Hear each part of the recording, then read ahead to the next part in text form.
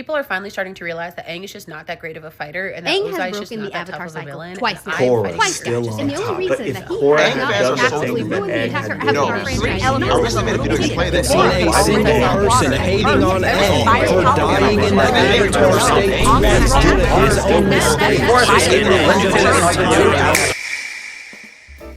Aang is the greatest Avatar. Okay, someone had to say it, and well, here we are now. And before you start typing about Kyoshi, Korra, or worst of all, that bum Roku, let's actually ask what being the greatest Avatar ever means. Because if you judge avatars purely based on how powerful they are, a lot of avatars don't really have a good case or anything that impressive. But the Avatar was never meant to just be powerful. It is about carrying an entire world on your shoulders, making impossible choices, and somehow staying true to yourself. So is Aang actually the greatest Avatar? Or have we just convinced ourselves that he's the greatest because he's the Avatar we grew up with? But before we actually get into whether Aang is the greatest Avatar or not, I need to talk about something. That being the Avatar fandom. Because honestly, I love this franchise. But sometimes this fandom makes discussing it feel like you're walking into a literal war zone. Over a children's cartoon, by the way. Especially when it comes to Aang and Korra.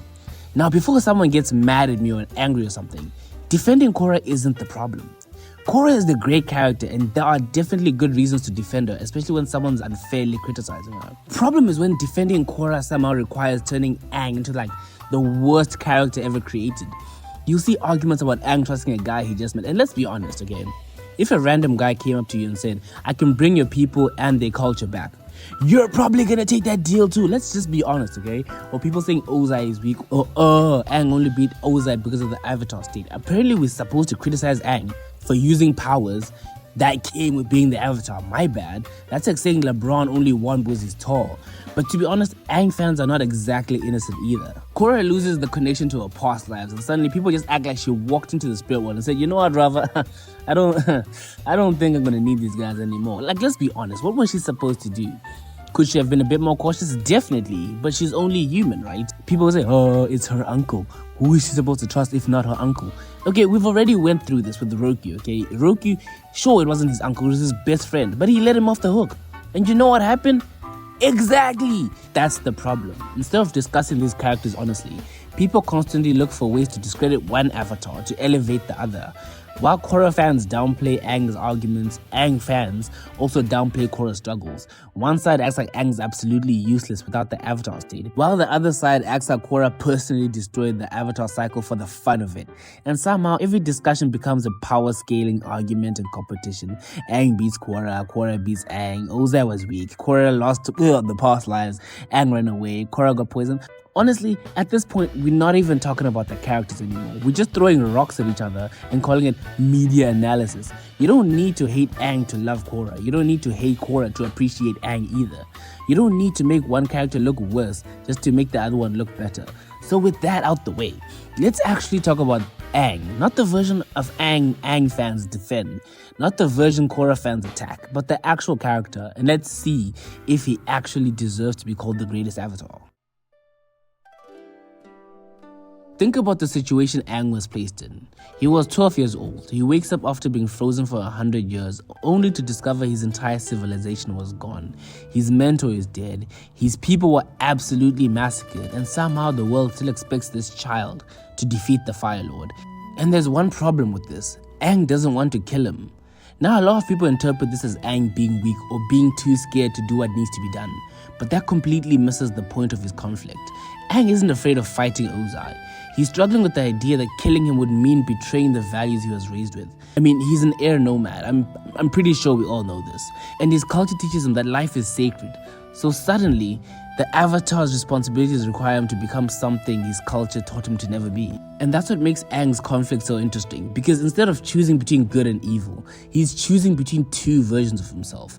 There's the Avatar, who has the responsibility to protect the entire world. And then there's Aang, the air nomad who refuses to abandon his beliefs simply because the world tells him to. He could have killed Ozai, I'm pretty sure we all know this. But that's what makes his decision so meaningful. The problem was never whether Aang could do it. The problem was whether he was willing to sacrifice a fundamental part of himself to fulfill his duty.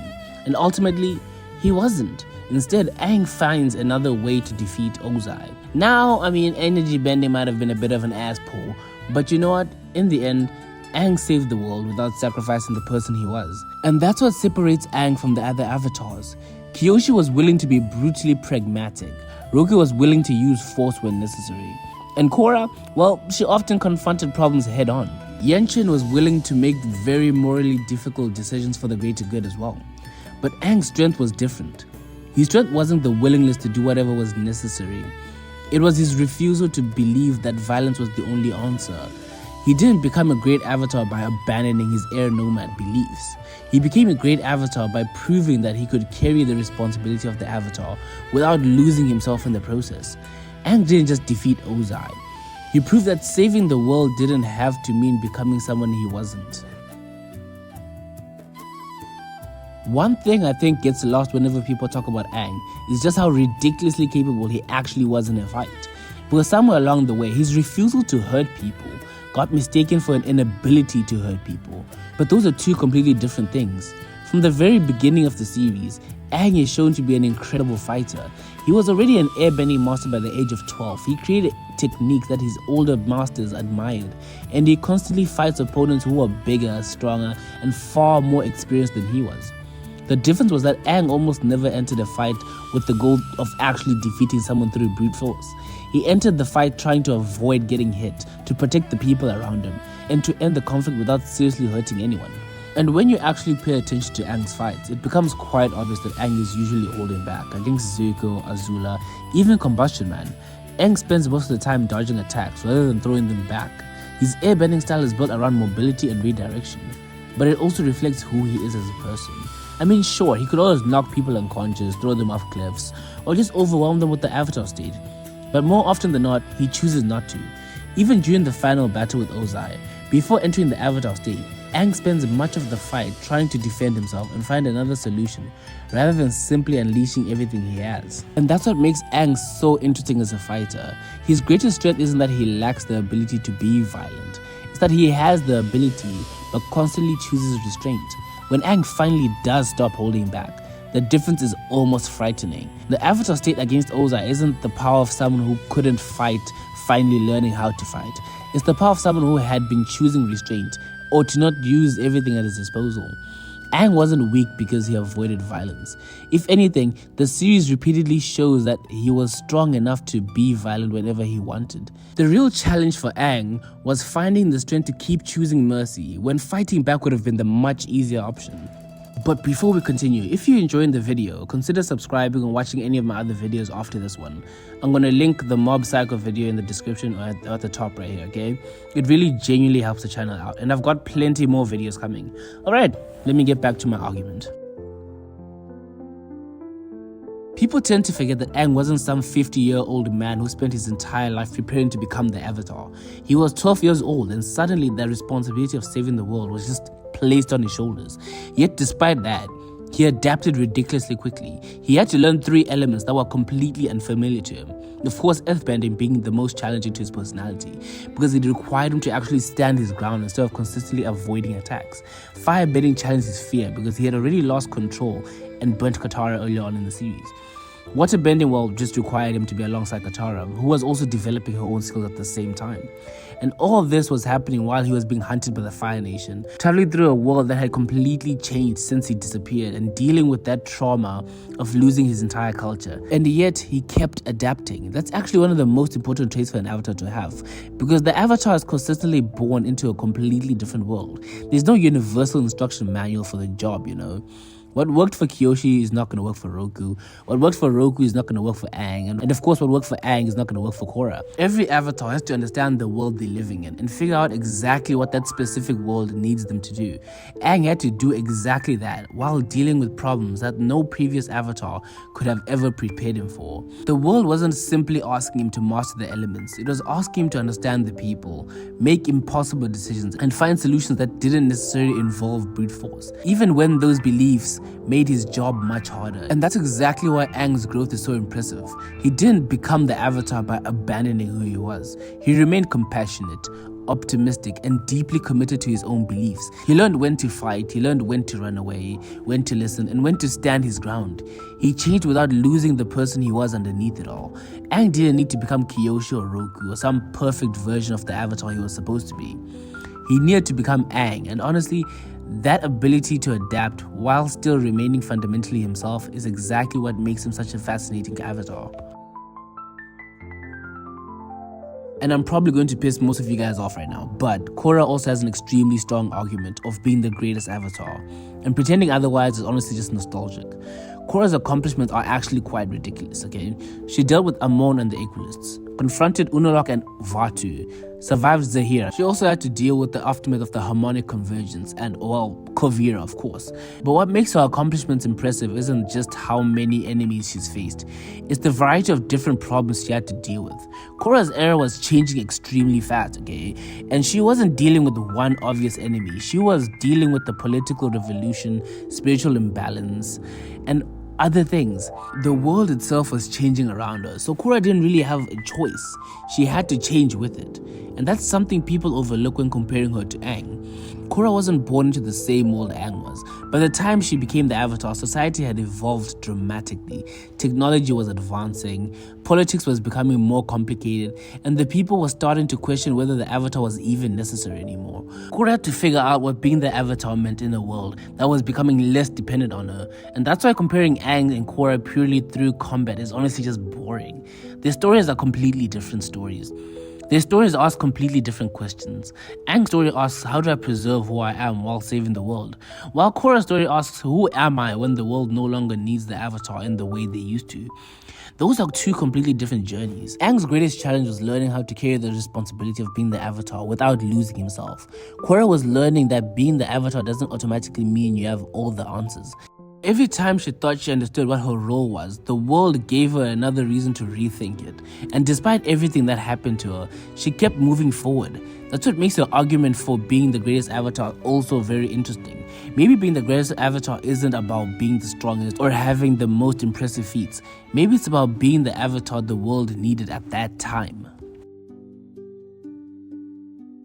And this is where I make my final argument. If I had to choose one avatar as the greatest overall, I think you can make a very strong argument for Aang. Not because he's the strongest, not because he's the most skilled, not because he has the biggest feats, but because of what he accomplished while remaining true to himself. Aang inherited a world that was completely broken. The Fire Nation had spent centuries spreading fear and destruction. Entire cultures had been wiped out, and the balance between the four nations was basically non-existent. And somehow, Aang managed to help repair that without allowing it to completely change who he was. He didn't just defeat the person responsible for the war. He helped create a world where that kind of conflict could finally end. And he did it without abandoning the values he had spent his entire life believing in. That's what makes Aang so special to me. He wasn't the avatar the world necessarily wanted. The world wanted a warrior, it got a pacifist. The world wanted someone to kill the Fire Lord and end the war. Instead, Aang spent everything he had trying to find another solution, because he refused to believe that saving the world meant destroying a part of himself in the process. And that's important because Aang could have easily justified becoming someone else. He had every reason to be angry. His people were gone, his home was destroyed, and the people responsible brought an entire world into a war. But even after all that, Aang chose compassion. He didn't simply restore the old balance either. He helped create a new balance, one that allowed the world to move forward instead of simply returning to the way things were before. And that's why I don't think calling Aang the greatest avatar is actually ridiculous. In fact, I think it's one of the most defensive positions you can find yourself in. I wouldn't say it's definitive, because once you start looking beyond Aang, the argument becomes much harder. Yanchen has a good argument. Kyoshi has an argument. Roku... I wish I could say he had an argument, but Korra absolutely has an argument. Each of them faced completely different worlds with completely different problems and succeeded in ways that others never had to. So while I personally lean towards Aang, I don't think being the greatest avatar is something you can prove with a simple power scaling chart or a list of victories. If anything, that's what makes the debate so interesting. The avatar isn't supposed to be one specific kind of person. They're supposed to become what their era needs. The Avatar fandom will never actually decide on who is the greatest Avatar because there's no correct answer. Your answer could be Korra for whatever your reasons are. My answer is Aang. Someone's answer could be, I don't know, Roku. Surprisingly, I don't know, man. We're all different. There's no correct answer. Mind you, the Avatar is shaped by the world they live in. But here's the thing. You don't have to hate Korra to love Aang. You don't have to hate Aang to love Korra. You don't have to turn every conversation into a competition, and you definitely don't need to treat liking one character as an attack on the other. Because at the end of the day, the whole point of Avatar is balance. And somehow, this stupid fandom is the least balanced part of the entire franchise. Maybe the greatest Avatar isn't the one who can throw the biggest rock or win the most fights. Maybe it's the one who understood what being the Avatar actually meant in their generation. And for me, that's just simply Aang, okay? But yeah. But again, thank you very much for sticking around this far. I'm really grateful for the 50 subscribers we just got. Thank you. It really means more than you might think. Am I aiming for higher? Yes, of course. But I'm genuinely grateful to have 50 subscribers and people who actually enjoy watching my content. I've always been a bit skeptical of it, but thank you very much for watching. And see you again next week, Saturday.